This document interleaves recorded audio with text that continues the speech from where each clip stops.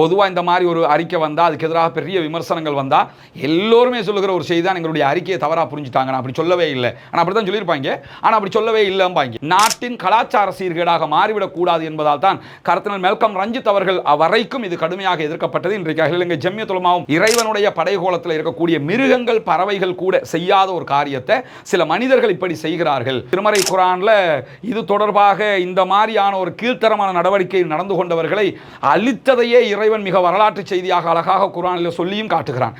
இலங்கையினுடைய சுற்றுலா மேம்பாட்டு ஆணையம் ஒரு முடிவை எடுத்திருக்கிறது என்கிற காரணத்தினால தான் இவ்வளவு எதிர்ப்பலைகள் கிளம்பியது.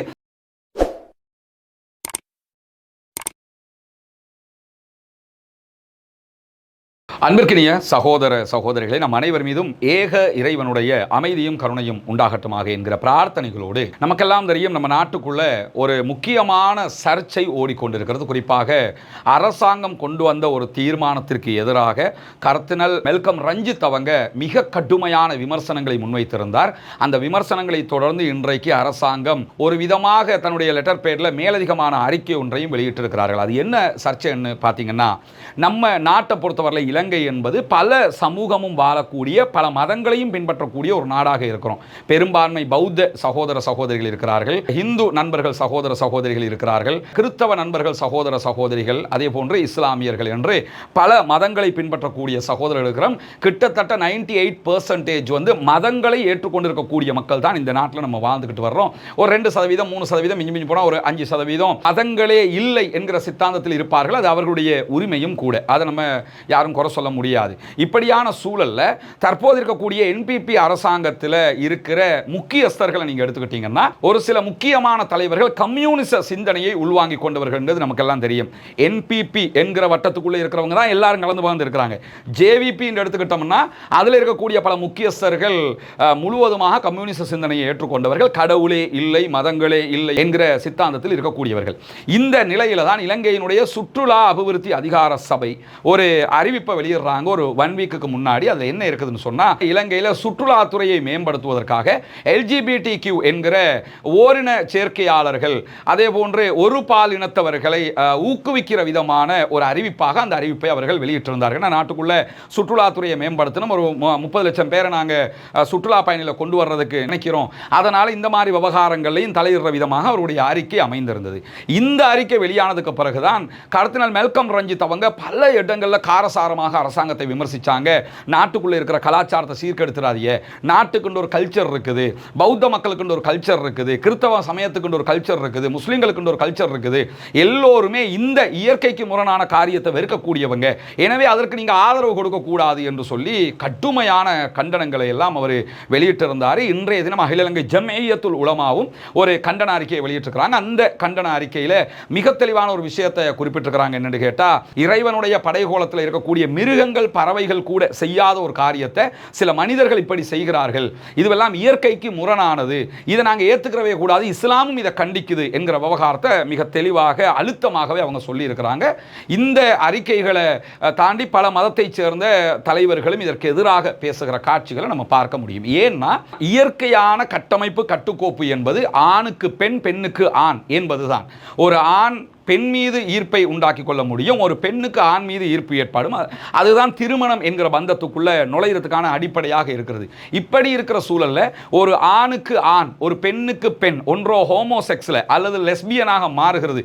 இதற்கான ஒரு உயிரூட்டலாக ஒரு உற்சாகம் கொடுக்கிற விதமாக இலங்கையினுடைய சுற்றுலா மேம்பாட்டு ஆணையம் ஒரு முடிவை எடுத்திருக்கிறது என்கிற காரணத்தினால தான் இவ்வளவு எதிர்ப்பலைகள் கிளம்பியது. இன்றைக்கு இலங்கையினுடைய சுற்றுலா அதிகார சபை ஒரு அறிக்கையை வெளியிட்டிருக்கிறாங்க. அதில் அவங்க என்ன சொல்றாங்கன்னா, நாங்கள் சுற்றுலாத்துறையை மேம்படுத்துறதுக்கான சில ஐடியாக்களாகத்தான் அதை எடுத்தமே தவிர இந்த LGBTQ என்கிற ஒரு பால் இனத்தவர்களை தன்பால் ஈர்க்கக்கூடிய இனத்தவர்களை ஊக்குவிப்பதற்கான ஒரு செயல் திட்டமாக அதை எடுக்கலை என்று சொல்லி ஒரு அறிக்கையை வெளியிட்டிருக்கிறாங்க. எங்களுடைய அறிக்கை தவறாக புரியப்பட்டிருக்கிறது அப்படின்னு வேற சொல்றாங்க. நமக்கெல்லாம் தெரியும், பொதுவாக இந்த மாதிரி ஒரு அறிக்கை வந்தால் அதுக்கு எதிராக பெரிய விமர்சனங்கள் வந்தால் எல்லோருமே சொல்லுகிற ஒரு செய்தி தான் எங்களுடைய அறிக்கையை தவறாக புரிஞ்சுட்டாங்க, நான் அப்படி சொல்லவே இல்லை, ஆனால் அப்படி தான் சொல்லியிருப்பாங்க, ஆனால் அப்படி சொல்லவே இல்லைம்பாங்க, தவறாக புரிந்து விட்டீர்கள் அப்படின்னு சொல்லி ஒரு விளக்கம் சொல்லுவாங்க. அந்த மாதிரி ஒரு விளக்கத்தை சொல்லியிருக்காங்க. அதுதான் உண்மையான விளக்கமாக இருந்தால், அரசாங்கம் இந்த நிலைப்பாட்டிலிருந்து பின்வாங்குமாக இருந்தால் அது வரவேற்புக்குரியதான், பாராட்டுக்குரியதான். ஆனால் இந்த இடத்துல இந்த மாதிரியான நிலைப்பாடுகளுக்கு வருவதற்கு காரணம் என்னென்னு கேட்டால், மதமே இல்லை, சித்தாந்தமே இல்லை, எந்த ஒரு மார்க்கமும் இல்லை, வழிகாட்டலும் இல்லை, இயற்கையான ஒரு போங்கில் தான் நாங்கள் போவோம் என்று இருக்கக்கூடிய சில பேரால் ஏற்படக்கூடிய பிரச்சனை இது. ஏன்னா மதங்கள் சொல்லுகிற கட்டுப்பாடுகள் எங்களுக்கு எதுக்கு? ஒருத்தருக்கு ஆம்பளைக்கு ஆம்பளை, பொம்பளைக்கு பொம்பளைண்டா போயிட்டு போறாரு அப்படிங்கிறாங்க. போயிட்டு போறாருன்னு விடுறதுக்கு மதங்களை விட்டுருங்க. இயற்கையான நடைமுறை என்ன? உலகம் தோன்றிய காலத்திலிருந்து ஒரு இயற்கை இருக்குதா இல்லையா? இயற்கை மரபுன்னு ஒன்று இருக்குதா இல்லையா? ஒரு ஆம்பளைக்கு ஏன் பொம்பளை என்ற ஒரு இயற்கையான நிலை இருக்கிறது.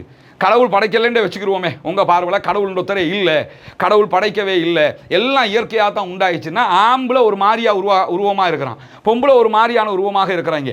இந்த ரெண்டு பேருக்குமான ஈர்ப்பு என்பது மனதளவிலே உண்டாகக்கூடிய ஒரு ஈர்ப்பாகவே இருக்கிறது. ஏன் இது உருவாகியது? ஓகே, உங்கள் பார்வையிலே அது இருந்துட்டு போகட்டும். ஆனால் யதார்த்தமான நிலை என்ன? ஒரு ஆம்பளைக்கு ஏன் பொம்பளை மேலே ஈர்ப்பு வருது? ஒரு பொம்பளைக்கு ஏன் ஆம்பளை மேலே ஈர்ப்பு வருது? ஈர்ப்பு வந்து அதற்குரிய செயல் திட்டமும் கரெக்டாக இருக்குது. ஆனால் ஆம்பளையோட ஆம்பளை ஈர்ப்பு வருகிற நேரத்தில் அந்த செயல் திட்டம் சரியா இல்லையே. பொம்பளையோட பொம்பளை ஈர்ப்பு வரக்கலாம், அந்த செயல் திட்டம் சரியா இல்லையே. ஒரு ஆம்பளையும் ஆம்பளையும் புள்ள பெற்றுக்க முடியாது, ஒரு பொம்பளையும் பொம்பளையும் குழந்தை பெற்றுக்கிற முடியாது. ஒரு பொம்பளை ஆம்பளையோட குழந்தை பெற்றுக்கலாம், ஒரு ஆம்பளை பொம்பளையோட குழந்தை பெற்றுக்கலாம், மாறி பெற்றுக்கிற முடியுமா? முடியாதுன்னும் போது இந்த செயல் திட்டம் போலியானது, பொய்யானது, இயற்கைக்கு மாறானது என்பது உலகம் பிறந்த காலத்தில் இருந்து இருக்கக்கூடிய ஒரு விவகாரம். திருமறை குரான்ல இது தொடர்பாக இந்த மாதிரியான ஒரு கீழ்த்தரமான நடவடிக்கை நடந்து கொண்டவர்களை அழித்ததையே இறைவன் மிக வரலாற்று செய்தியாக அழகாக குரானில் சொல்லியும் காட்டுகிறான். இப்படியான ஒரு இயற்கைக்கு முரணான ஒரு அசிங்கமான காரியத்திற்கு இலங்கை அரசு ஒத்துதப் போவது என்பது, அதை அங்கீகரிக்கப் போவது என்பது ஏற்றுக்கொள்ள முடியாத ஒரு காரியம். அதனால தான் கர்தினால் மெல்கம் ரஞ்சித் கடுமையான விமர்சனங்களை முன்வைத்தார். இன்றைக்கு அரசு பின்வாங்கி இருப்பதற்கு நிகரான ஒரு அறிக்கையை வெளியிட்டிருக்காங்க. அது எந்த அளவு தூரம் நடைபெறப் போகிறது என்பதை நம்ம பொறுத்திருந்து நாம் பார்க்க வேண்டும். அகில இலங்கை ஜம்மியத்துல் உலமாவும் இதை கண்டித்திருக்கிறது. இந்த இடத்துல நமக்கு எழக்கூடிய இன்னொரு கேள்வி என்னன்னு கேட்டால், இந்த என்பிபி அரசாங்கத்தில் இருக்கக்கூடிய பாராளுமன்ற முஸ்லீம் உறுப்பினர்கள் எங்க? முதலாவது. ரெண்டாவது, பொதுவாக இருக்கக்கூடிய முஸ்லீம் எம்பிக்கள் எங்க என்கிற கேள்விகளும் இல்லாமல் இல்லை. ஏன்னா எல்லோருக்கும் ஒரு கடமை இருக்கு சமூகமாக இதற்கு எதிராக பேசுவதற்கு. அர்ச்சுனா ராமநாதன் மேல 1000 விமர்சனங்கள் இருக்கிறது. அவருடைய போங்குகள் என்ன ஏதுங்கிறது உலகத்தில் எல்லாருக்குமே தெரியும். அதுக்குள்ள நான் போகல. அவருக்கு நான் பகிரங்க விவாத அழைப்பு வேற இந்த இஸ்லாம் சம்பந்தமாகவே விடுத்திருக்கிறேங்கிறது எல்லாருக்கும் தெரியும். பாராளுமன்றத்தில் நிசாம் காரியப்பர் எம்பி அவங்க ரஸ்மினோட விவாதத்துக்கு போங்கிற செய்தி வரைக்கும் அதை பேசினார். இதெல்லாம் எல்லாருக்குமே தெரியும். அர்ச்சுனா அவர்களுடைய அந்த விவகாரத்துக்குள்ள இப்போ போகல. ஆனால் அர்ச்சுனா மீண்டும் மீண்டும் இந்த எல்ஜிபிடிக்கு எதிராக, இந்த ஓரின சேர்க்கைக்கு எதிராக, இந்த மாதிரியான சிஸ்டத்துக்கு எதிராக பகிரங்கமாக பல இடத்துல பேசுறாருல. இது மாதிரி என்பிபியில் இருக்கக்கூடிய எம்பிக்கள், உங்க அரசாங்கம் தான் இதை கொண்டு வருது. துணை சபாநாயகர் இருக்கிறாரு, பிரதி அமைச்சர் முனீர் முதஃபர் அவங்க இருக்கிறாங்க. எங்க போனீங்க? அதே மாதிரி எம்பிக்கள் நிறைய பேர் இருக்கிறீங்க, முஸ்லீம் எம்பிக்கள் எங்க போனீங்க? குருநாகலில் அஸ்லம் அவங்க இருக்கிறாங்க. அதே மாதிரி கம்பளையில் ஃபஸ்மின் ஹாஜியார் அவங்க இருக்கிறாங்க. அக்குரணையில் ஒரு எம்பி இருக்கிறாரு, சவுத்தில் ஒருத்தர் இருக்கிறார். இப்படி பல இடங்களையும் இருக்கிறீங்கல்ல, ஈஸ்டர்னில் இருக்கிறீங்க, இப்படி எல்லா இடத்துலையும் இருக்கிறீங்கல்ல. ஏன் நீங்கள் இதை பற்றியெல்லாம் பேச மாட்டேங்கிறீங்க? உங்களுக்கு இது தெரியாதா? இவ்வளோ பெரிய அறிக்கை நாட்டுக்குள்ள இவ்வளோ பெரிய சர்ச்சையாக ஓடிக்கிட்டு இருக்குதுங்கிறது தெரியும். குரான் மதரசால குழந்தை பிள்ளையாக இருக்கிற காலத்திலிருந்து இதுக்கு எதிராகவே நம்ம படிச்சிருக்கிறோம். அது உங்களுக்கு தெரியும். இதெல்லாம் ஏங்க இப்படிலாம் பண்ணுறீங்க? இது நாட்டுக்குள்ள பெரிய கலாச்சார சீடுகளுங்க, நாங்களும் உங்களோட தானே இருக்கிறோம், இதெல்லாம் நல்லது இல்லைங்க என்று சொல்ல முடியாதா? சொல்ல முடியாவிட்டால் எதுக்கு, என்ன இடத்துல நம்ம இருக்கிறோம் என்கிற கேள்வி எல்லாம் இருக்குதா இல்லையா? அந்த குருநாகலில் இருக்கக்கூடிய என்பிபியினுடைய எம்பி வந்து அண்மையில் நமக்கு தெரியும், அனுரகுமார் திசாநாயக் அவங்கள பற்றி பேசும்போது அவரை நஜ்ஜாசி மன்னருக்கு ஈக்குவலாக பேசினார். அந்த நஜ்ஜாசி மன்னர் கொஞ்சம் இதை பற்றிலாம் பேச மாட்டீங்களா? ஏன் இதை சொல்ல வர்றேன்னா, ஜால்ரா அடிக்கிற இடத்துல உச்சகட்டத்துக்கு போய் அடிக்கிறீங்க, தட்டி கேட்குறதையும் உச்சகட்டத்துக்கு போய் தட்டி கேளுங்க. ஏன் ஜனநாயக நாடு தானே, தட்டி கேட்கறதுக்கு பயந்துட்டீங்களா?